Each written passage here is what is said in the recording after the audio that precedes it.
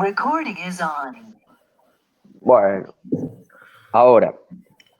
Bueno, Sergio Gil, muchas gracias por prestarte a esta entrevista. Bienvenido a una antropología de la praxis.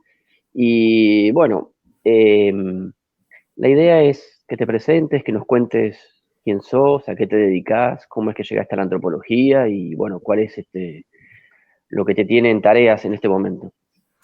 Nada, primero es agradecerte la invitación y me parece una buenísima idea el poder hablar de antropología fuera de la academia, ¿no?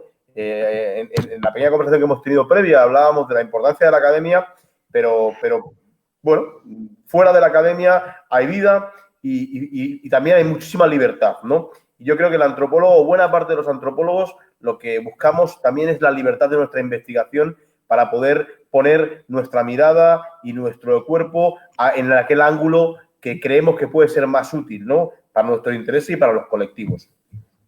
Soy antropólogo social, soy de Barcelona, mi formación académica empezó en una licenciatura en Historia y en paralelo inicié la licenciatura en Antropología Social en la Universidad de Barcelona.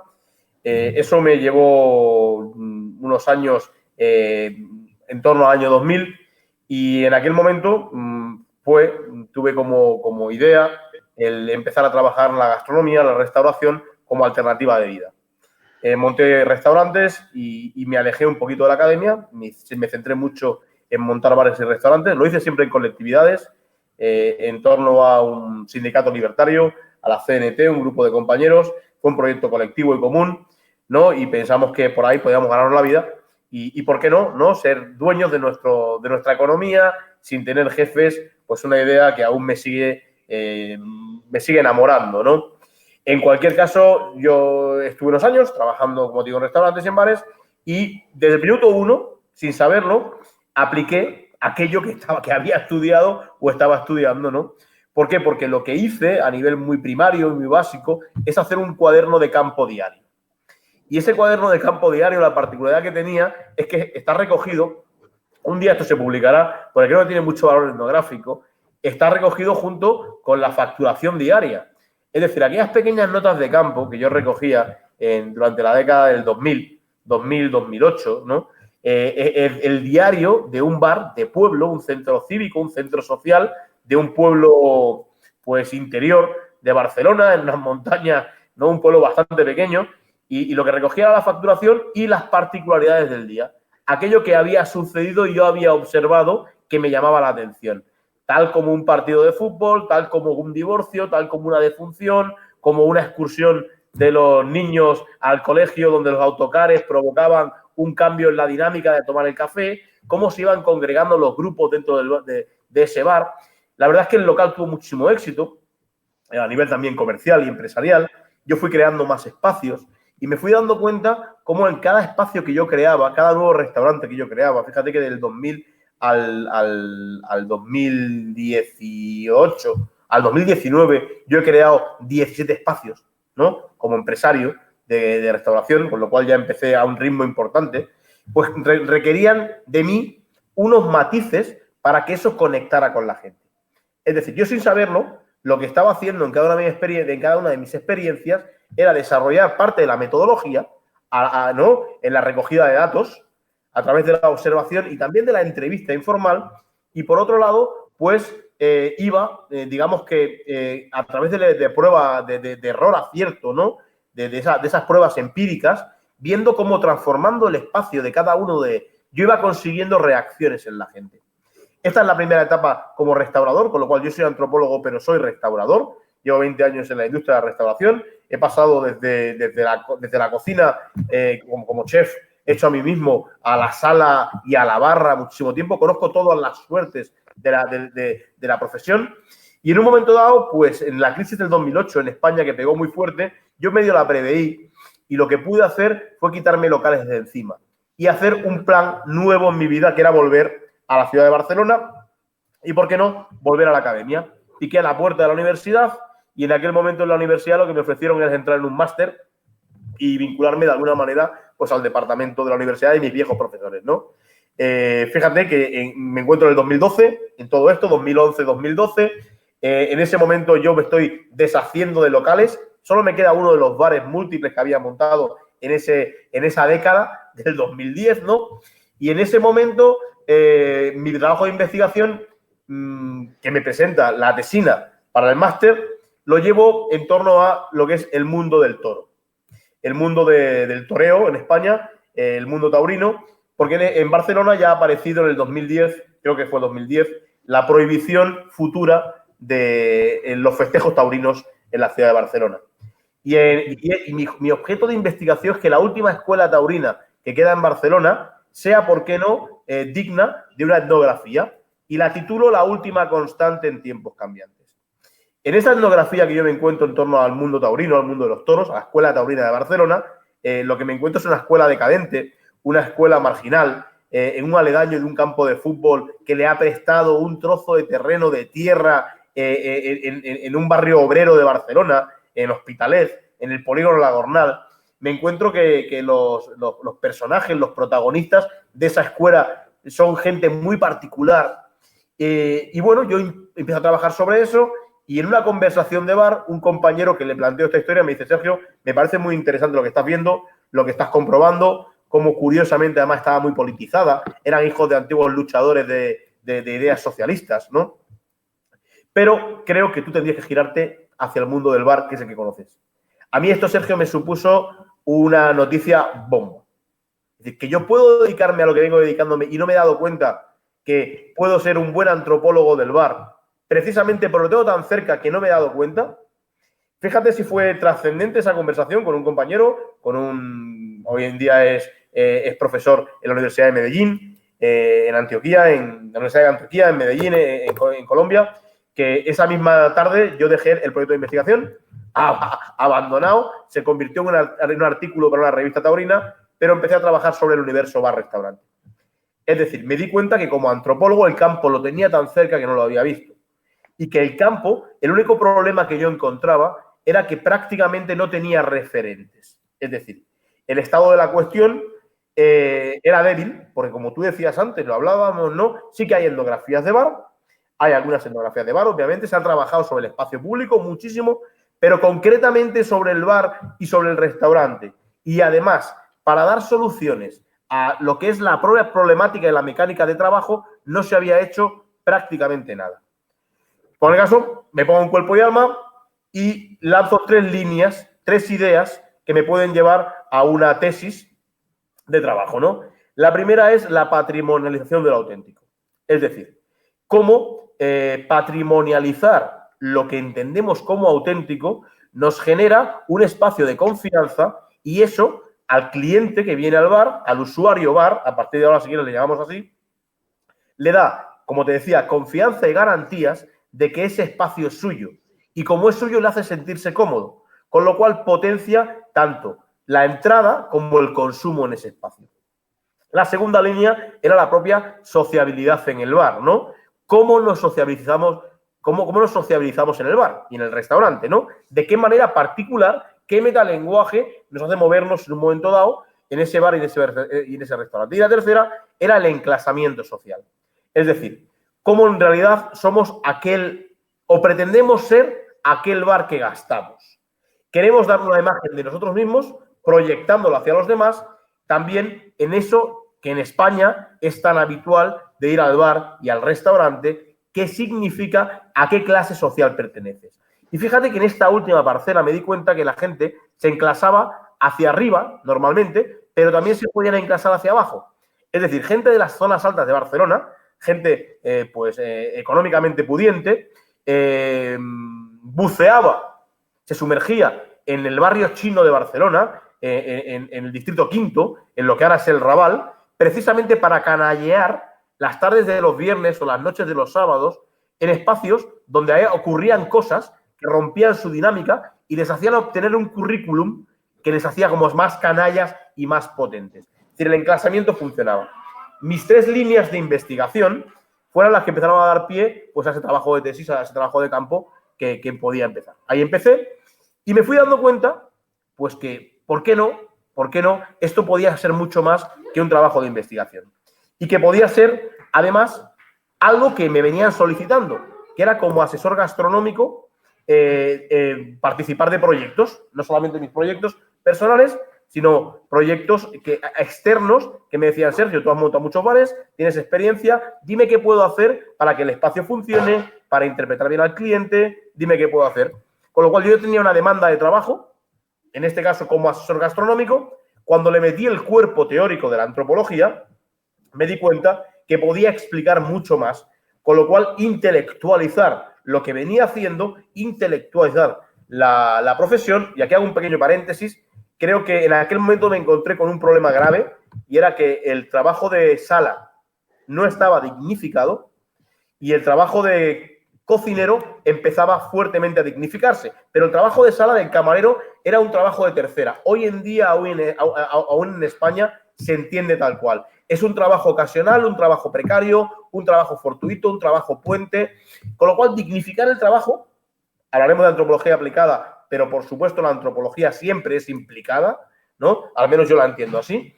El implicarme en esa dignificación de la profesión, un poco para justificar, porque ya tantos años también haciendo yo eso, ¿no? A mí económicamente, he dicho, me ha ido muy bien, pero no era suficiente, ¿no? Esta historia. Y en cualquier caso, lo que me planteo es darle cuerpo teórico a esa demanda que tengo de trabajo como asesor gastronómico para ir más allá. Para que no solamente sea el trabajo puntual de un restaurante que abren y que me dicen, oye, dame tu opinión, ayúdame a vertebrar el restaurante, sino eso. Y es en ese momento, 2015-2016, donde le pongo nombre a lo que venía haciendo y le llamo gastropología. ¿Y por qué le llamo gastropología? Le llamo gastropología porque desde el minuto uno que nace gastropología, nace con vocación de empresa.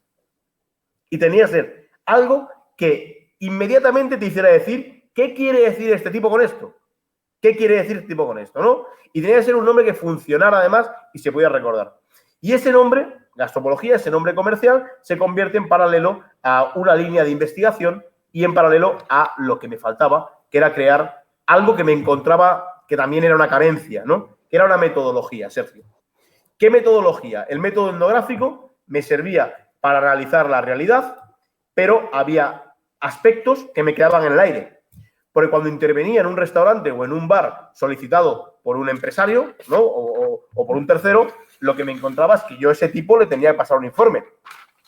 Y claro, es un informe que le tiene a ese tipo que encajar, ¿no? Yo no podía faltar a mi verdad, a mis análisis, a lo que me daba el resultado de la investigación, pero en paralelo tenía que hacer partícipe a esa persona de cómo iban las cosas y darle la oportunidad de hablar.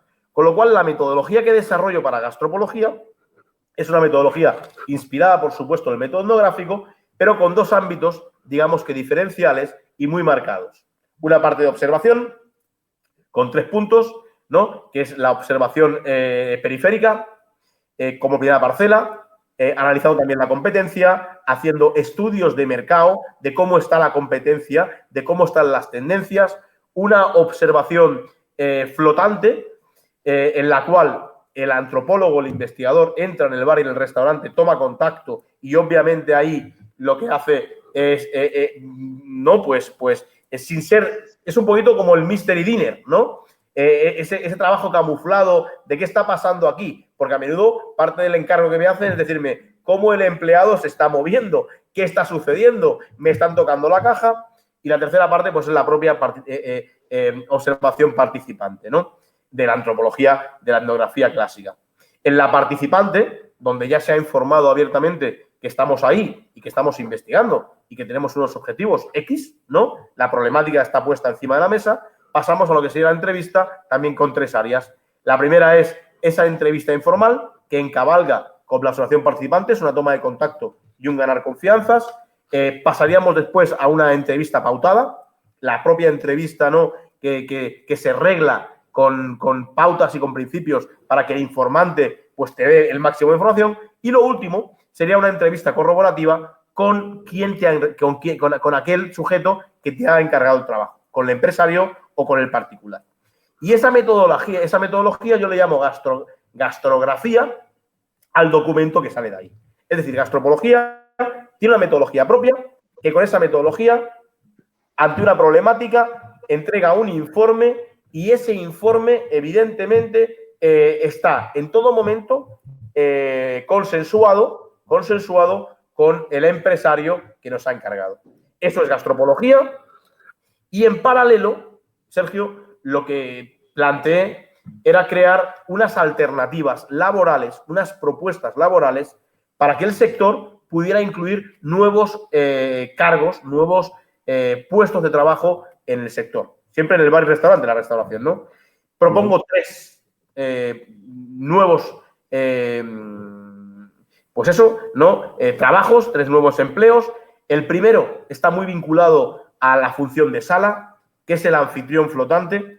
Y para eso me doy cuenta que hay una serie de intangibles en los espacios que lo que hacen es afectar directamente a la percepción inmediata de la realidad del ser humano. Y el anfitrión flotante sería el director de orquesta que maneja entre bambalinas esos intangibles para que la experiencia sala sea una experiencia óptima. ¿Sí? La segunda figura que propongo es una figura muy vinculada a una función ética con la que me comprometí con gastropología, que era, debido a la demanda de trabajo que hemos tenido, solamente trabajar exclusivamente para aquellos restaurantes que tuvieran matices de sostenibilidad. ¿Y por qué? Porque era mucho más fácil trabajar con gente que quería transformar de raíz el propio engranaje de la empresa, del bar o del restaurante, que con gente que venía de una restauración clásica donde la idea era obtener el máximo resultado con un producto cualquiera, ¿no? Era una nueva cuña de trabajadores. Con lo cual, la segunda figura es el responsable de sostenibilidad. Es una figura que lo que pretende es interpretar la sostenibilidad en restauración con las tres áreas, con producto, planeta y personas, y desarrollar al máximo la economía circular. Y la tercera figura que propongo como profesional de la restauración es el retro o el etnoprofesional. Y esto tiene mucho que ver con mi faceta como historiador.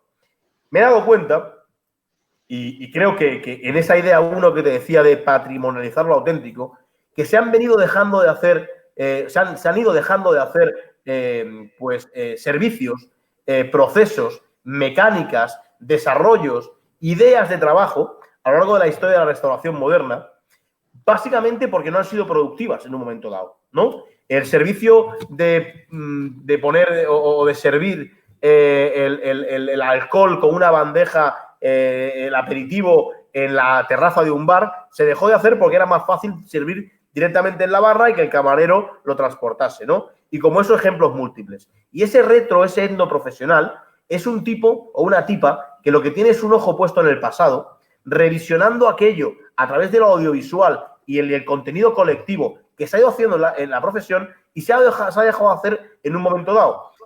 Y con el objetivo de reintroducirlo. Es decir, esta tercera figura es la persona que más en vanguardia está, pero recuperando acciones del pasado, reinterpretándolas como propuesta de servicio del presente y del futuro, precisamente para dar una mayor calidad de servicio a la profesión. Es decir, gastropología, por un lado, hace informes, ¿no?, ante una problemática concreta.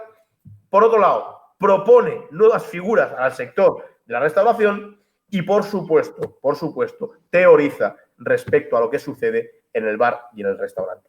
Y teoriza constantemente y teoriza de una manera indirecta, porque al tener tantísima información aparecen, pues, conceptos, ¿no?, que se van repitiendo en cada una de las intervenciones y te das dando cuenta que son como máximas que se repiten y que esas máximas funcionan, digamos que ampliamente en la gran mayoría de restaurantes y de bares que vamos trabajando, ¿no? Con los matices propios de cada oferta gastronómica, de cada ubicación, pero todo eso se va recogiendo, Sergio. Y eso va formando parte del cuerpo de gastropología. Dime. Bien, y cómo, bueno, me has dicho todo. No tengo más preguntas. No. ¿Cómo es entonces el proceso para, porque a ver, en tu caso vos tenías también, eras propietario de restaurantes, de bares, tenías los emprendimientos comerciales. ¿No te hubiera alcanzado sin la formación antropológica para poder realizar todo este trabajo de gastropología? Y viceversa, podemos decir. Absolutamente. Piensa que cuando yo decido investigar sobre el bar y el restaurante, yo no tengo restaurantes en Barcelona. En ese momento concreto no tengo. Lo que vuelvo a hacer es reinventarme como empresario de la restauración, un empresario muy accidental. Yo no soy empresario por vocación, ni mi interés es económico, ¿no? Exclusivamente económico. Obviamente tengo que vivir de algo y me gusta vivir lo más holgado posible en las medidas de mi filosofía, ¿no? Pero en un momento dado lo que hago es desarrollar 3 laboratorios en paralelo. Es decir, Gastropología nace, primero de todo, contrastándose no en mi experiencia previa al 2012, sino en mi experiencia posterior al 2012, donde creo 3 espacios en Barcelona, 3 bares en Barcelona, en un año, construyo 3 locales en Barcelona, La Libertaria en la calle Tallers, Colibrí en Riera Alta y La Peninsular en la Barceloneta, precisamente para hacer una etnografía comparada y de ahí obtener los conceptos que han dado cuerpo a Gastropología. Es decir, los primeros laboratorios han sido forzados por mí. Claro. Al tener éxito, y un éxito inmediato, y un éxito tangible, ¿no? Corroborado por terceros, obviamente lo que nace es un interés de otros empresarios de Barcelona para que yo participe en sus proyectos. Y también nace un interés, en este caso, del Basque Culinary Center, de la Universidad de Mondragón, para que yo participe de sus clases como una visión externa. En cualquier caso, sin antropología, sin mis estudios de antropología, sin mis lecturas, sin mi pasión por la antropología, habría sido imposible plantearme ese proyecto, pero seguramente, Sergio, hay que ser muy realista, si yo no hubiera arriesgado en esos 3 laboratorios, pues ahora mismo no tendría esa experiencia de campo tan controlada por uno mismo, en la que fui juez y parte, ¿no? Ahora mismo no solamente trabajamos sobre mis locales, ¿no? De hecho, mis locales ya están etnografiados. Ahora son otros los que nos permiten etnografiar o gastrografiar. Pero en ese momento fue determinante la posibilidad de crear el espacio y crearlo a medida, con locales diferentes entre ellos, pero con puntos en común. Como te decía, puntos en común que eran patrimonializar lo auténtico, analizar la sociabilidad en la distancia corta y ver cómo la gente se enclasaba en los locales. Y la sorpresa o la no sorpresa en ese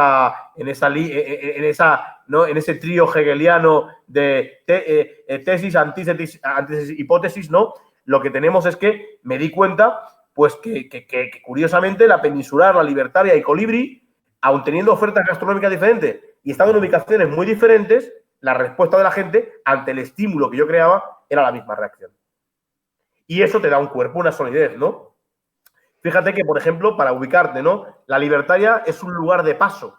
La Libertaria está en una calle donde pasan 25.000 personas diarias, o pasaban, un centro neurálgico de Barcelona. Colibrí es un lugar referencial.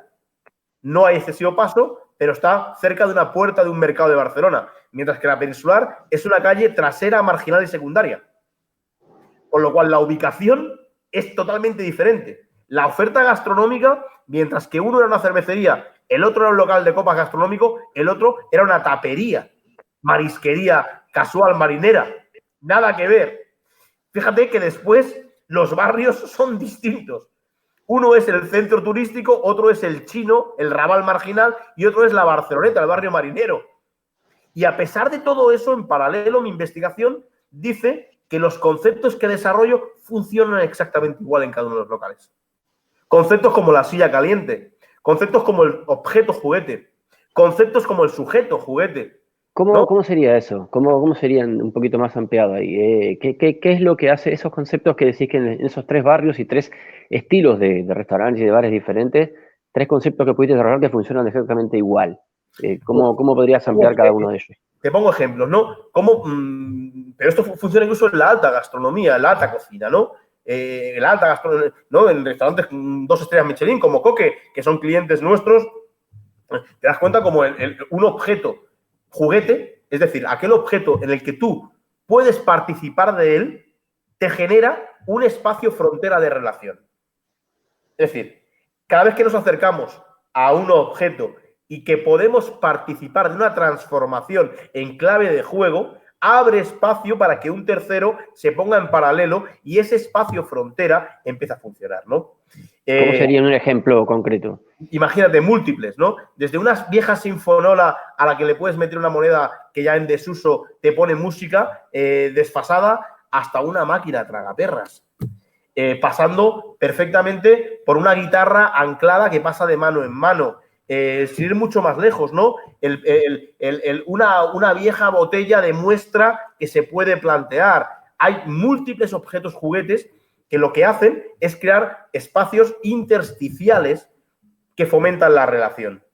Porque al bar se va, sobre todo, a relacionarse y al restaurante también, de formas distintas al bar y al restaurante, ¿no? Si quieres entramos en eso ahora, entre las diferencias de bar y restaurante.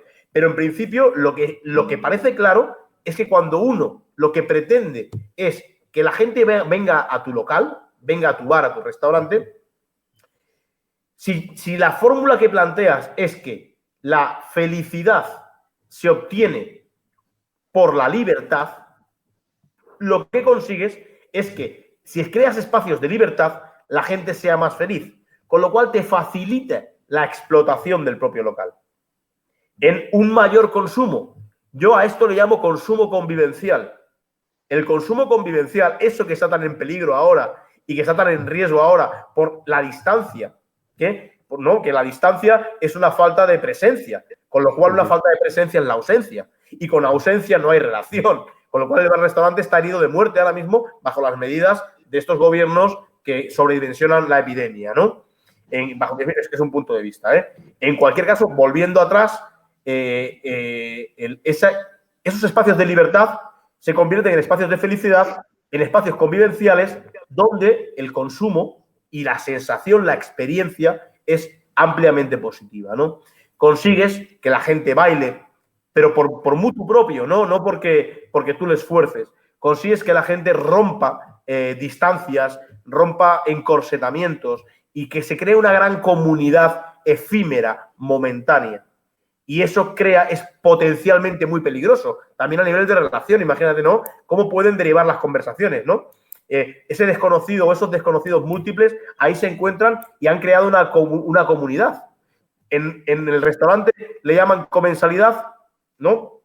Y en el bar, pues se puede llamar precisamente comensalía, a esa preparatoria de la comensalidad, a ese manejo de esa figura que es el anfitrión flotante, que manejando los intangibles lleva a propiciar o abrir campos de libertad al usuario bar-restaurante, al cliente del bar, al cliente del restaurante, y que en esa libertad automáticamente lo que empieza a aparecer es un estado de satisfacción que le podemos llamar en ese momento estado de felicidad, que le lleva a un consumo libre, espontáneo, pero obviamente que también eso favorece de forma inmediata a lo que es la cuenta de resultados del restaurante. No nos engañemos, porque esto va así, ¿no? Hay alguien ahí que está montando la barra, ahí está el maestro de ceremonias, ahí está pues el barman o el tabernero o el camarero o el cocinero o todo el grupo en su conjunto, ¿no? De alguna manera, esos conceptos, la silla caliente, te decía, como estratégicamente situada, una silla o una barra pueden ser perfectamente espacios que atraen por sí mismos y que antes de ser vaciados por un tercero, ya ansía un cuarto colocarse en ella. Y que si tú manejas ese espacio como un espacio caliente de operaciones, lo que puedes es vertebrar tu estrategia, ¿no? En este caso, los que hemos trabajado en la barra sabemos que lo principal es no perder el pecho al cliente, ¿no? La frontalidad. En esa frontalidad no puedes tener una frontalidad constante con todos los clientes. Si consigues tener muy claro cuál es la zona caliente, la zona de influencia, lo que puedes crear es una dinámica de trabajo propia para que en el momento que ahí tienes cubierto a alguien, puedas atender otras partes. O puedas tirar de esa zona caliente para ir, digamos, que calentando el resto del bar, con conversaciones entre los propios clientes de barra, ¿no? Eso sucede también en mesas, eso sucede, como te decía, en espacios del propio bar, ¿no? ¿Cómo puedes incluir los aseos, los lavabos, ¿no? Los retretes, como una zona más del propio espacio? Precisamente pues se convierte en otro espacio frontera. En cualquier caso, en esta antropología del bar, que yo llamo gastropología, el espacio es fundamental. El tiempo-espacio son las máximas que tienes que ir combinando y que van a favorecer la explotación pues, empresarial o la satisfacción también de los equipos de trabajo, Porque aquí hay mucho de eso. Yo hablaba hoy mismo, ¿no? Y planteaba a mi equipo, le decía, qué triste es ir a los bares, a los restaurantes, nosotros no, y darnos cuenta que no tenemos a quién servir. Ya no es una cuestión económica, es una cuestión que desgasta muchísimo. Desgasta muchísimo relacionarse así, con mascarilla, con miedo, relacionarse sin poder relacionarse, ¿no? Relacionarse desde la distancia, no sé si es imposible.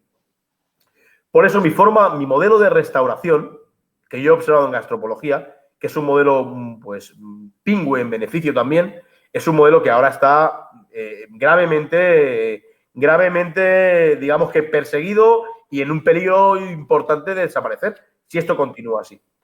Y creo que no solamente es negativo para la industria, es negativo para la propia experiencia del cliente. ¿Y cómo funciona Gastropología? ¿Hay un equipo de trabajo? ¿Son varios que te acompañan? ¿Presentan ustedes un proyecto? Me imagino que tienen una difusión. ¿Qué es lo que hace que a un dueño de un restaurante, de un bar, lo llame o se le prenda la lamparita o el deseo de contratar a un antropólogo? ¿Cómo generan esa necesidad? Mira, somos un equipo de trabajo, somos un equipo múltiple, digo que tenemos además tres lugares de investigación. En Madrid, pues está Federica Marcioni y está Elena Cerezo, y ellas básicamente en Madrid, con dos clientes fundamentales, hemos ido trabajando las tres figuras. En Barcelona estoy yo también con dos compañeras, que lo que hacemos es trabajar directamente tanto con el Ayuntamiento de Barcelona en pequeños proyectos de reactivación de la economía, como con restaurantes. Y en San Sebastián, antiguas alumnas mías, lo que van trabajando también es un proyecto de cómo se están moviendo los bares actualmente en el casco antiguo. Es decir, en 3 ciudades tenemos incidencia. ¿Y cómo llega el cliente a Gastropología? Llega porque la realidad nuestra está contrastada. Fíjate que la suerte que he tenido yo como empresario es que han funcionado los locales. Y eso, el Grupo Taberna y Cafetín en Barcelona, pues tiene cierto peso y son locales que han funcionado. Y aquellos locales en los que hemos ido trabajando, pues han obtenido transformación y digamos que les ha facilitado soluciones a la problemática que traían. Ha sido un poco el boca a oreja. Obviamente tenemos unas redes sociales, tenemos mucha presencia en congresos de antropología y también en ferias del sector en España, en toda España. Ahora mismo a nivel internacional también empieza a causar interés en Latinoamérica y también en Italia. Y de alguna manera, hasta ahora el trabajo no ha faltado, Sergio, básicamente porque era muy fácil ver los resultados, ¿no? Tú solo tenías que ir a un local, los que habíamos trabajado, para ver el antes y el después o el durante. Y esos resultados tampoco querían ser la solución, ¿no? Las tablas de la ley. Se hacían trabajando mucho con los equipos del propio restaurante. Hemos trabajado en hoteles donde el objetivo principal era motivar a un equipo de trabajo muy profesional, pero vetusto, y un equipo de trabajo cansado. Y con una nueva dirección planteó cómo la antropología le podía entregar información, ¿no? Para decir, ¿os dais cuenta lo que está ocurriendo? Lo trascendente que es vuestro trabajo, cómo transformáis a la gente el día, pero además lo mucho que aprendéis vosotros mismos de la naturaleza humana, ¿no? De la psique, ¿no? Del otro, con el trabajo, con lo cual potencia. Yo detesto la palabra empoderamiento, pero sí que creo que la profesionalización y la toma de conciencia, la intelectualización del trabajo de uno, obviamente fortalece, ¿no? Refuerza tu interés por seguir trabajando. También detesto la idea de establecer equipos de liderazgo, pero obviamente se ha trabajado también sobre psicología y perfiles de trabajadores del sector. A Gastropología ha ido viniendo cliente básicamente porque es palpable el resultado en la medida que un equipo de antropólogos lo que ponen encima de la mesa son informes micro, informes cualitativos, pero con muchas dosis de realidad, porque sabemos la dinámica del sector, ¿no? Seguramente, si no tuviera 20 años de experiencia, Sergio, sería muy difícil utilizar un lenguaje para el sector y saber, ¿no? Qué sucede, ¿no? Imagínate una problemática concreta con las propinas. Las propinas son un problema constante en el sector. qué hacer con la propina, cómo repartir la propina, aceptar o no aceptar propina. Pues es el tema de la propina, que es un tema tabú en el sector, porque pertenece también a la economía B. Fíjate que esto no pasa por caja, con lo cual es un sueldo enmascarado que a menudo lo que hace es que otros sueldos sean más bajos. Pues esa problemática en sí mismo, cada vez que incidimos en la propina y cada restaurador encuentra su estrategia a través del análisis intensivo, de qué pasa con la propina y cómo se percibe, hay unos cambios sustanciales en la dinámica de trabajo del colectivo. Y cada uno encuentra dinámicas diferentes, Hay gente que la reparte a diario, gente que la reparte a final de mes, gente que ha hecho un bote común y que eso va rotando en relación a la necesidad. O sea, hay ejemplos múltiples. Pero centrarnos en la propina como respuesta a la problemática de los equipos de trabajo da resultados. Y para saber cómo se reparte la propina hay que escuchar a todas las partes. No solamente cuantificarla, hay que cualificarla. O sea que la astrología tiene respuestas múltiples y en este caso esa es una de ellas, Sergio. Te me adelantaste porque te iba a consultar algo referente te iba a poner como ejemplo la propina. Porque hablábamos con otro colega que también se dedica a lo que es antropología de la empresa, también español, y la antropología, bueno, siempre está vista, las ciencias sociales en general, pero en este caso con la antropología, siempre está vista como que, bueno, se la asocia al trabajo con sectores más vulnerables y al mismo tiempo la relación antropología y empresa ha llevado a la consideración de que es como la prostitución de la antropología, porque se supone que puede trascender líneas éticas. Claro, una respuesta puede ser, también eso sucede en otras líneas, que son las líneas de investigación académica, donde las líneas éticas a veces también son un poco violadas y a veces no están del todo explicitadas por diferentes razones, pero en el caso de la empresa hay situaciones muy notorias y notables. Iba a decirte lo de la propina porque a veces la relación en el mercado, en el propio mercado de trabajo hace que el hecho de que un camarero, un mozo reciba propina, el empleador mismo ya considere pagar un sueldo mucho más bajo. Por ejemplo, en Argentina el trabajo gastronómico es un trabajo muy precario. Es un trabajo muy precario donde la camarera, el camarero tienen que hacer las camareras aún más, de todo, desde limpiar, atender, cobrar y trabajar muchas horas y a veces los salarios, sin feriados y demás, los salarios son muy bajos. ¿Ustedes intervienen en esos aspectos también? ¿Hacen recomendaciones? ¿Cómo manejan eso a la hora de aceptar el proyecto de un restaurante? Vos mismo antes mencionabas la cuestión ética. Totalmente. Fíjate que en este caso hemos decidido como equipo tener una línea que no traspasamos. Pero también te digo que perfectamente podríamos no haberlo hecho. Y voy a hacer de abogado del diablo.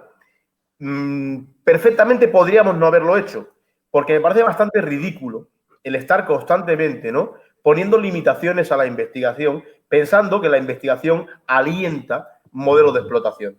El modelo de explotación, lamentablemente, que tenemos a nivel mundial es un modelo de explotación bien definido, bien desarrollado y poco combatido incluso actualmente. Con lo cual, todos somos corresponsables de no combatirlo en cualquier caso si consideramos que tenemos que estar en contra de él, ¿no? Es muy fácil hacer teorías de salón desde la academia y no ensuciarse las manos, no mancharse, ¿no? Argumentando que esa posición les haría copartícipes de la explotación. Copartícipes de la explotación, Sergio, somos todos. En cualquier caso, yo he tenido la suerte, el privilegio de poder acotar, en este caso, para quién trabajo. Porque no me siento cómodo con ciertas cosas. Y como me quiero sentir cómodo, pero también como puedo sentirme cómodo, con lo cual es un privilegio, y no poner esto encima de la mesa sería no ser honesto conmigo mismo, ¿no? Sí que he decidido que solamente, a fecha de hoy, trabajamos para restauradores que tengan matices de sostenibilidad. ¿Y qué entiendo? Fíjate que yo presido una asociación en España, quizá la asociación más trascendente, que es Restaurantes Sostenibles, ¿no?, a nivel nacional, con lo cual, obviamente, me veo obligado, por una cuestión también, pues propiamente de ética, ¿no? Y deontológica, de trabajar en esas líneas. Pero es que además son líneas que, bien trabajadas, demuestran una capacidad de gestión. Y esa capacidad de gestión revierte si se quiere, en el colectivo. Y eso se promueve a través de la implicación de gastropología en cualquier tipo de solución a la problemática que nos planteen. Pero te digo que con crudeza se le comunica al restaurador y es el restaurador el que tiene la potestad de hacer con su empresa lo que le parece.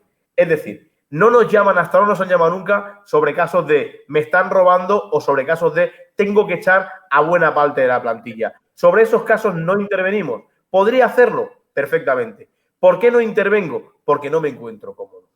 No es mi forma de entenderlo. No porque considere ni siquiera que sea injusto, en este caso, despedir a la plantilla o no despedirla. No entro en esa, Sergio. Tengo mi opinión al respecto y te aseguro que me he encontrado de todo y ya soy un viejo anarquista veterano que no está para engañarse a sí mismo sobre todo, ¿no?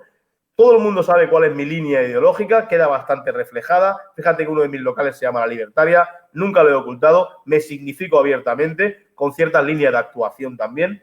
Pero en este caso, nosotros estamos muy cómodos trabajando con esos restauradores que tienen matices de sostenibilidad. Porque como te decía, y una buena parte incluso de mi programática política, ¿no? Está en una mayor... en una mejor explotación de los recursos, ¿no? Es decir, si la gestión de un local parte de un buen conocimiento del propio local, la gestión económica también, obviamente esa gestión económica va a dar mejores resultados. ¿Cómo se reparten los resultados? ¿Cómo se construye equipo? Obviamente, cuanto más generoso eres con esa construcción del equipo y el reparto de beneficios, vas a tener una mayor fidelización de tu plantilla y va a estar gente mucho más conforme con su profesión. Si en paralelo, como te decía antes, la intelectualiza. Ese es mi punto de partida. Pero puedo estar equivocado, perfectamente equivocado. Lo que tengo claro es que mi antropología aplicada, que nuestra antropología aplicada es una antropología aplicada, o sea, implicada, que mi antropología implicada nace también con un proyecto personal, como te decía antes, de un colectivo que pretendemos montar bares en el año 2000 y que vamos un grupo del sindicato a montar un barecito en mitad de la nada. Yo de eso no me he olvidado, que mi experiencia de 20 años me ha hecho pasar por todas, que obviamente no me pongo tampoco a priori a favor del trabajador y hago de eso una bandera. No estoy para eso, tampoco, ¿no? Y en cualquier caso, lo que sí pretendo es ser bastante claro en qué líneas de trabajo estoy. Y estoy cuando, mira, te pongo ejemplos, ¿no? Concretos. La alta gastronomía en España, y me consta que en el resto de Europa, pues ha tenido siempre a múltiples trabajadores haciendo prácticas a cambio de no pagarles prácticamente nada. Yo, como profesor del Basque Culinary Center, no me ha gustado nunca eso. No me ha gustado. Me parecía una explotación encubierta y me parece que ni siquiera beneficia al restaurante de alta cocina, de estrellas Michelin, tener a gente sin pagar. Sin pagar y en malas condiciones, ¿no? Sin contrapartida evidente. En cualquier caso, fíjate que la figura del responsable de sostenibilidad es una figura que viene precisamente para evitar eso dentro de la alta cocina. Es decir, que restaurantes con nombre y apellidos en España han cambiado y han modificado parte de su política de aceptación de personal en prácticas precisamente por tener esa figura. Han modificado las condiciones de la gente en prácticas. ¿Eso es una victoria en paralelo de gastropología? Es una victoria en paralelo de gastropología. Porque el resultado que obtienen mejor capacitada para después insertarse en el marco de su trabajo laboral. Como parte fundamental de mi equipo está Federica Marcioni, que es una antropóloga con 15 años de experiencia en la inserción laboral. Y eso lo tenemos muy en cuenta, Sergio. En el grupo participan muchos, nos acompañan también muchos estudiantes de distintos países. Y uno de los aspectos que siempre tratamos de abordar, no sé si siempre lo logramos, es también pensar, bueno, ¿cuál puede ser una salida, ¿no? Para mí que estoy haciendo antropología. De repente alguien que pueda escuchar ahora la idea de decir, pero yo soy un consumidor de bares, un frecuentador de bares toda la vida. ¿Es posible de repente dedicarse a este ámbito? ¿Es una salida? Es una salida, Sergio. Es una salida en la medida que no sé qué va a suceder ahora con el sector en España, como te decía, ¿no? Pero somos útiles. Tenemos recorrido. Tenemos recorrido. Damos soluciones. Damos soluciones porque evidenciamos realidades. Porque ponemos luz a muchos rincones que han quedado a la sombra, que han quedado oscuros. Y al ponerle luz con valentía, ¿no? Y al ganarse en este caso a través de la metodología, digamos que también la confianza del contratante, podemos obviamente tener una razón de ser en el mercado. Y en eso, ya te digo, en el mercado que es, pero en cualquier otro tipo de mercado que tuviera otras connotaciones de intercambio, ¿eh? Porque, ya te digo, en la observación y la entrevista con cuidado, con sensibilidad, con esmero, ¿no? Con detenimiento, eso lleva a unos resultados micros que se pueden extrapolar a lo macro en todo momento y te dan una perspectiva y un conocimiento de lo que estás haciendo soberano, soberbio. Con lo cual ya hay muchos antropólogos trabajando en grandes multinacionales, pero a pequeña escala, en bares y en restaurantes de barrio con formatos muy diferentes, obviamente les puedes transformar su forma de entenderse a sí mismos, ¿no? También les puedes ayudar a entender la competencia. También les puedes ayudar a entender la clientela. Les puedes ayudar a entender la problemática que puede tener una comunidad de vecinos ante los ruidos o los perjuicios que les puede generar la propia actividad. Puedes potenciar perfectamente, ¿no? Tu comunicación, explicando quién eres, cómo eres, acogiendo esa función social y proyectándola, ¿no? En lo comunal, como un aspecto clave de la relación en las ciudades. Por supuesto que se hace política, Sergio, en todo esto, pero es mucho más que una propia idea política o un desarrollo político, porque es el día a día, es eso, la cotidianidad, en lo cotidiano los bares y los restaurantes son fundamentales en sociedades como la española, y me atrevo a decirte que el derecho al bar es un derecho que hace mucho más compenetradas y mucho más equilibradas las sociedades. En aquellos lugares donde me he encontrado que hay menos bares, hay menos sociabilidad. Y donde hay menos sociabilidad, hay mayor competitividad entre personas, hay mayor distancia social. Y aunque no lo parezca, te hablo de países, por ejemplo, nórdicos, hay una mayor distancia social. Que no solamente revierte en lo económico, ¿eh? O sea, que entiendo que es una función importantísima y que muchos antropólogos, nosotros hemos necesitado antropólogos. De hecho, me ha costado muchísimo montar el equipo. Muchísimo. Muchísimo, ¿eh? ¿Cómo se llevan con la academia? Si bien estamos hablando de antropología aplicada, también es cierto que en algún punto plantear el divorcio entre academia y antropología aplicada a veces es ficticio también. ¿Cómo los ven desde la academia? ¿Cómo ven la gastropología? ¿Los conocen? ¿Los registran?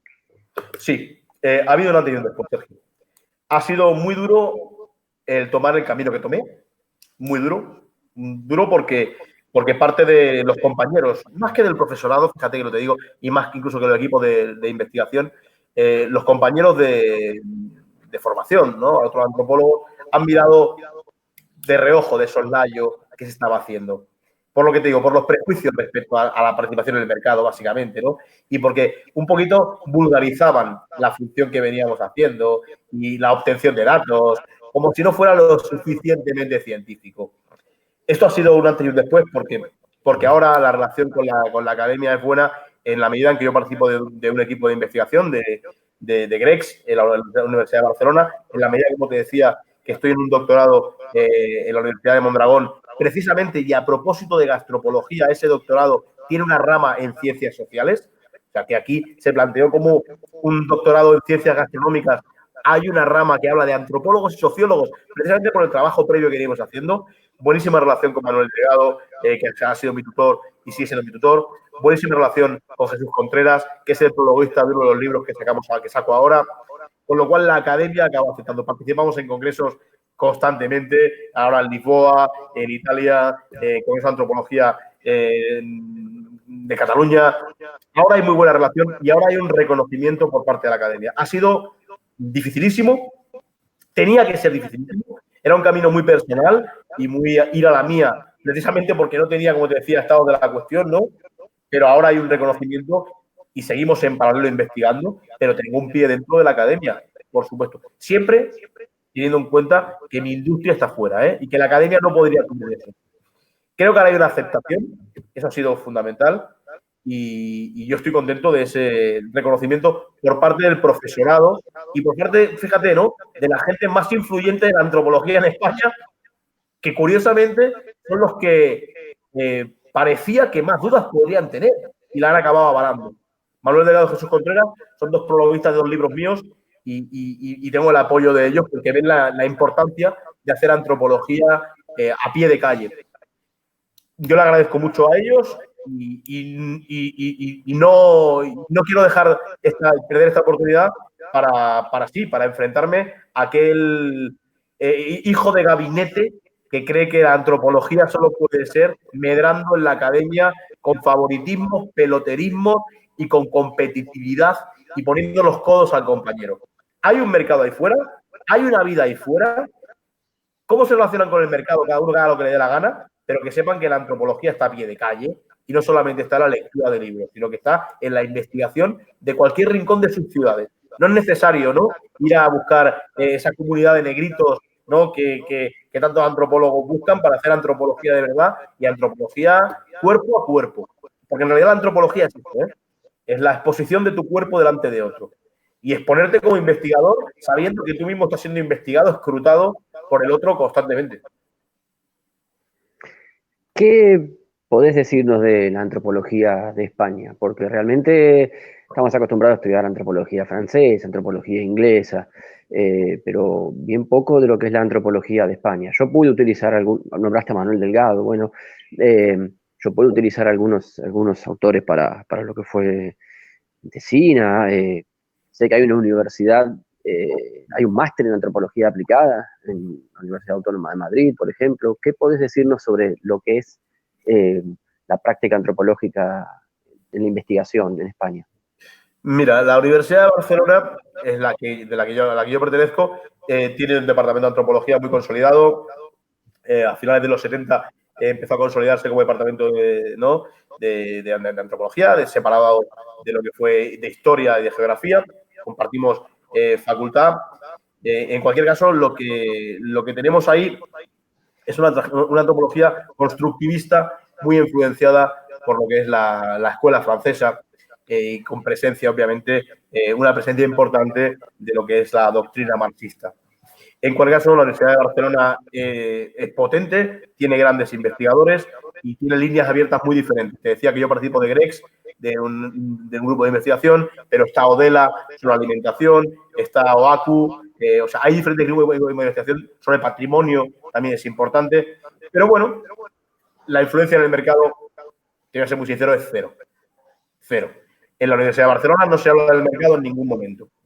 Me consta que en Granada hay antropología física, solamente en Granada, en España, en el sur, en Andalucía.